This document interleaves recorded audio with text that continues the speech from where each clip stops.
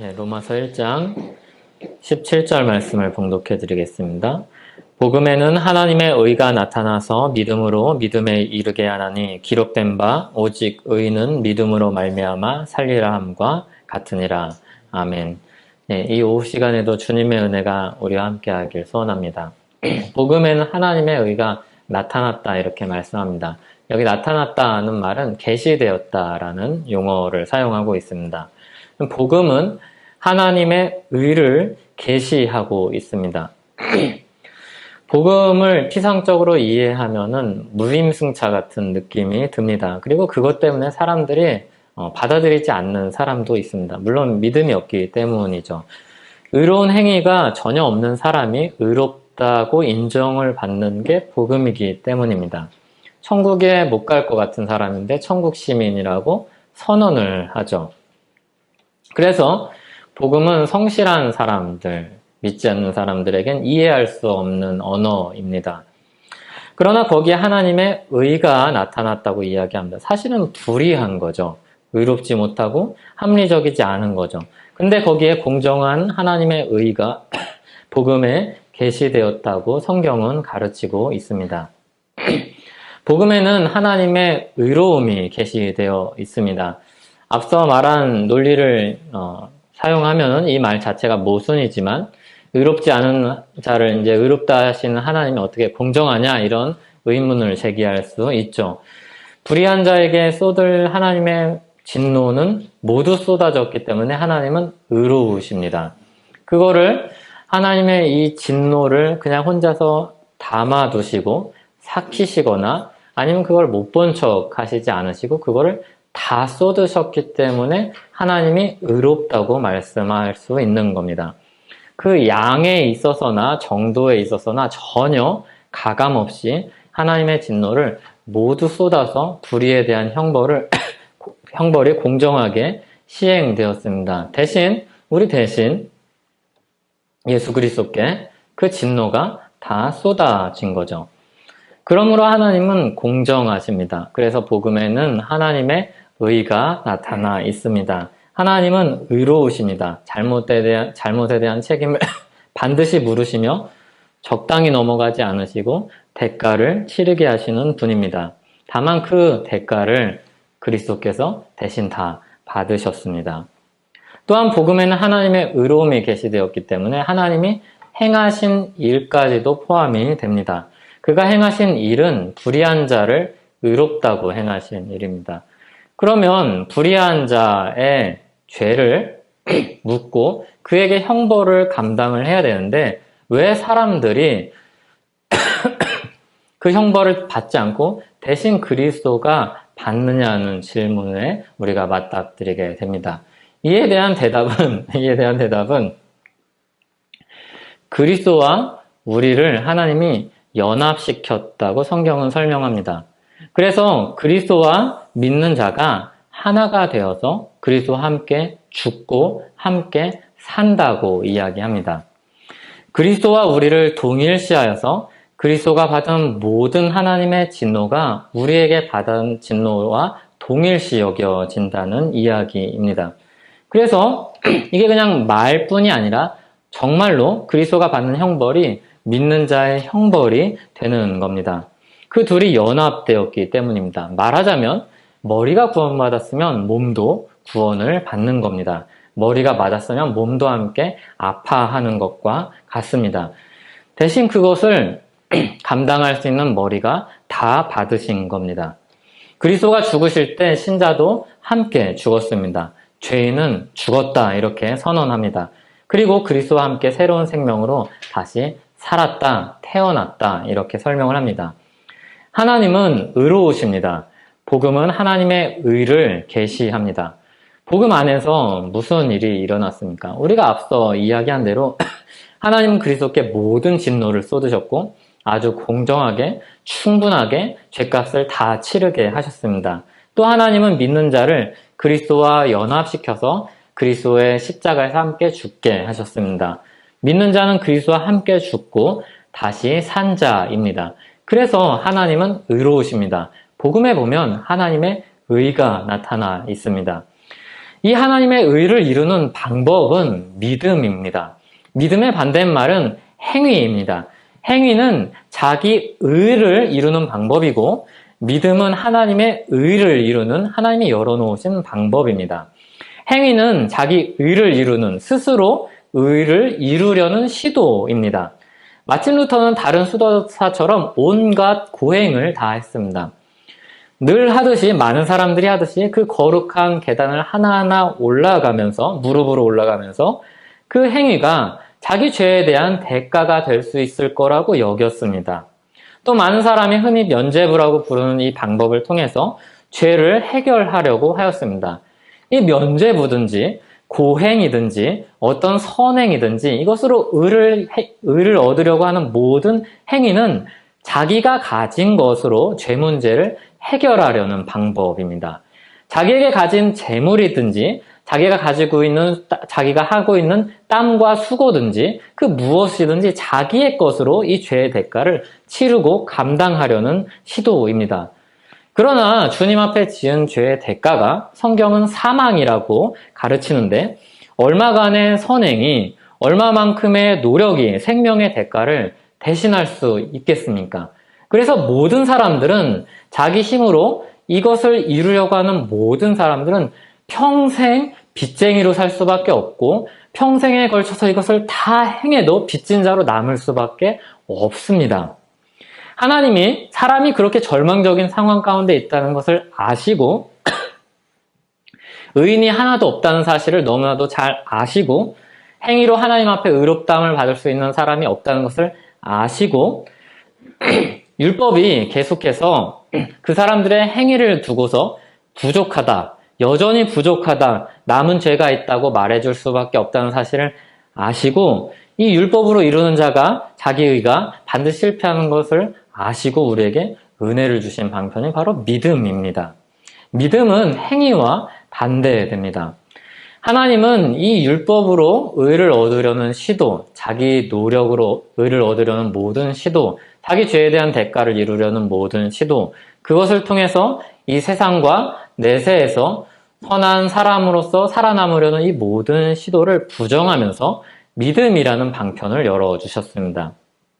그것을 가리켜서 하나님의 의라고 말합니다. 하나님은 의로우셔서 우리를 그 의 가운데로 또 이끌고 싶으셔서 이 믿음의 방편을 열어놓으셨습니다. 예수 그리스도를 믿음으로 말미암는 이 의로운 방편을 열어놓으셨습니다. 이 의는 로마서 3장에 가면은 차별이 없습니다. 앞에 행위는 차별이 있습니다. 그 사람이 가진 것, 그 사람이 행한 만큼 그 사람이 할 수 있는 것들이 차별이 됩니다. 하지만 이 예수 그리스도 안에서 얻는 의에는 차별이 없습니다. 모든 사람, 믿는 자는 누구든지 차별이 없이 받아지는 것입니다. 하나님의 은혜로 의로운 자가 되었다는 이 선언 아래로 들어갑니다. 이 일을 통해서 하나님은 자기도 의로우시며 또한 예수 믿는 자를 의롭게 하신다고 성경은 우리에게 가르치고 있습니다. 이렇게 하나님의 의가 실현되는 방법은 믿음입니다. 믿음의 반대가 행위이기 때문에 이 믿음이 행위의 일종으로 여겨질 수는 없습니다. 믿음이라는 어떤 조건, 내가 믿음이라는 고백을 했다는 것 또는 이런 의지를 발현했다는 것 자체가 행위의 일종으로 여겨질 수 없습니다. 믿음은 거저 주시는 은혜를 받는 방법일 뿐입니다. 하나님이 열어주신 방법일 뿐입니다. 수단일 뿐입니다. 하나님은 믿음을 수단으로 해서 우리를 의로움으로 이끌어 주십니다. 이 말씀을 주실 때 로마서 1장 17절에서 하박국서의 말씀, 2장 4절 말씀을 인용해 가지고 옵니다. 기록된 바 오직 의인은 믿음으로 말미암아 살리라 함과 같으니라. 하박국 선지자는 부패한 이스라엘을 보면서 하나님 앞에 호소했습니다. 하나님 어떻게 이렇게 부패한 이스라엘, 불의한 이스라엘을 두고 내버려 두십니까? 죄악을 어찌 내버려 두십니까? 이렇게 호소했습니다. 그때 주님이 말씀을 하십니다. 갈대 사람을 들어서 그들을 치실 것이다. 정의를 실현시킬 것이다. 라고 이야기합니다. 그때 하박국은 또 이야기합니다. 아니 하나님, 불의한 것을 정의롭게 치시는 것은 옳습니다. 하지만 어떻게 불의한 자를 들어서 정의를 실현하겠다고 말씀을 하십니까? 이렇게 다시 되묻습니다. 그때 주님께서 하신 말씀이 갈대아 사람들의 시간도 지나갈 것이다 입니다. 그들에게도 종말이 있다. 결국 그들에게도 심판이 있을 것이다 라고 이야기합니다. 하지만 하박국 선지자가 이 말을 듣는 순간은 이것이 미래일로 남아 있었습니다. 그래서 이 미래일, 하나님이 이 행하실 것을 믿음으로 말미암아 믿음으로 믿고 살아가게 됩니다. 그 고백이 이제 의인은 그의 믿음으로 말미암아 살겠다고 하나님께서 하신 말씀입니다. 하나님의 의를 이루는 역사를 믿음으로 사는 것이다 라고 이야기를 합니다. 하박국서 2장 4절 전체를 보면 이렇게 말씀합니다. 보라 그의 마음은 교만하며 그 속에서 정직하지 못하나 의인은 그의 믿음으로 말미암아 살리라. 믿음으로 사는 사람 외에 어떤 사람이 있는가 하면 교만한 사람이 있습니다. 마음이 교만하고 정직하지 못한 사람이 있습니다. 의인의 반대편에 교만한 사람이 있습니다. 의로운 사람의 반대는 성실한 사람이든지 대단한 사람이든지 의지가 특별한 사람이 아니라 교만한 사람이 있습니다. 교만한 사람은 그래서 속히 깨달아야 합니다. 어서 하나님 앞에 회개하고 엎드려 돌이켜야 합니다. 하박국서 2장 20절은 4절에서 이 이야기를 했는데 20절로 내려가면 오직 여호와는 그 성전에 계시니 온 땅은 그 앞에서 잠잠할지니라 하시니라 이렇게 말씀합니다. 하나님이 의로우신 분임을 충분히 선지자에게 말씀을 하시고 믿음으로 살리라고 말씀을 하신 다음에 이 말씀을 주십니다. 여호와는 성전에 계시니 온 땅은 그 앞에서 잠잠할지니라. 하나님이 행하시는 것을 두고 보라는 것입니다. 하나님을 믿고 믿음으로 살라는 것입니다. 불의한 세상 속에서 그리고 합리적이지 않아 보이는 이 구조 속에서 주님의 그 통치를 믿고 살라는 말씀입니다. 하박국 선지자는 이 말씀을 듣고 하나님 앞에 엎드려서 회개합니다. 그리고 하박국서 3장 17절에서 19절을 보면 우리가 잘 아는 그 유명한 말씀이 나옵니다. 비록 무화과나무가 무성하지 못하며 포도나무에 열매가 없으며 감람나무에 소출이 없으며 밭에 먹을 것이 없으며 우리의 양이 없으며 외양간에 소가 없을지라도 나는 여호와로 말미암아 즐거워하며 나의 구원의 하나님으로 말미암아 기뻐하리로다. 주 여호와는 나의 힘이시라. 나의 발을 사슴과 같게 하사 나를 나의 높은 곳으로 다니게 하시리로다. 이 노래는 지휘하는 사람을 위하여 내 수금에 맞춘 것이니라. 이렇게 하박국서는 맞춰집니다. 믿음의 하박국 선지자의 고백을 통해서 고백을 가지고 맞춰집니다. 초점이 하박국서는 어디로 갔습니까? 맨 처음에는 불의한 세상을 보고 있었습니다. 그리고 자신을 바라보았습니다. 그런데 이제 자신이 가지고 있는 것 또는 눈으로 보는 것에 초점을 두지 않고 이 초점을 하나님께로 둡니다. 그 하나님은 의로우신 하나님입니다. 그리고 이 하나님으로 말미암아 즐거워합니다. 근데 이 즐거워하는 순간 하박국 선지자의 눈앞에 있는 현실은 소출이 없는 겁니다. 아무것도 없는 겁니다. 불의해 보이는 겁니다. 그런 상황 가운데서 주님이 의로우시기 때문에 이 일을 이루실 거기 때문에 믿음으로 사는 겁니다. 그를 힘입어서 기뻐하고 주님의 길을 걸어갑니다. 믿음으로 말미암아 사는 이 삶의 고백을 주님 앞에 드립니다. 믿음으로 시작해서 믿음으로 끝나는 삶을 살게 됩니다. 우리는 그렇게 믿음으로 시작된 사람들입니다. 우리의 죄가 우리에게 특별한 게 없는데 차별 없이 예수 그리스도를 믿는다는 것으로 우리가 그 주님이 주신 은혜를 믿음으로 받았기 때문에 의로운 자가 된 사람들입니다. 그런데 만일 우리가 나와 다른 사람들을 볼 때, 나를 볼 때, 그리고 다른 사람들을 볼 때 하박국 선지자와 같은 분노를 쌓고 있다면 우리의 믿음을 다시 한번 점검해 보아야 합니다. 믿음으로 사는 삶은 예수 그리스도를 믿는다는 고백으로 단편적인 믿음으로 끝나지 않고 우리 일생 동안 우리를 이끌어가는 견인차 역할을 해줍니다. 이후에 모든 삶이 하나님의 의로우심, 하나님의 통치에 맡기며 그의 의를 구하는 삶으로 이어져야 합니다. 그래서 우리도 그 통치를 받고 적극적으로 받으며 세상에서도 눈에 잘 보이지 않지만 타락한 세상이고 불완전함이 있지만 이 세상 속에서도 주님의 통치가 이루어진다는 믿음으로 사는 삶을 살아야 합니다. 그런데 우리가 믿음으로 시작했지만 행위를 찾는다면 그만큼 큰 모순이 없습니다. 하지만 우리는 현실 앞에서 그런 어려움을 늘 당합니다. 언제 우리가 행위를 찾는 자가 됩니까? 내 연약함을 보고 나를 정죄할 때 그렇게 됩니다. 행위를 찾는 자가 됩니다. 예수 그리스도를 믿음으로 구원받아서 정죄함이 없다고 선언한 하나님의 말씀을 뒤로하고 부정하는 행위가 됩니다. 내가 가진 부족한 것들로 인해서 스스로 정죄할 때 우리는 행위로 돌아가는 겁니다. 우리는 늘 부족하고 원래 부족하고 계속 부족할 겁니다. 물론 그렇다고 우리는 안주해 있지 않습니다. 믿음으로 사는 사람은 절대로 안주하지 않습니다. 그것 때문에 괴로워하고 그것 때문에 더 믿음으로 살고 싶어하고 갈망합니다. 하지만 그것 때문에 정죄를 당하진 않습니다. 그런데 만약에 그것으로 인해서 스스로를 정죄한다면 행위로 돌아가는 것입니다. 내가 행한 일들을 하나님 앞에 자랑할 때도 우리는 행위로 돌아갑니다.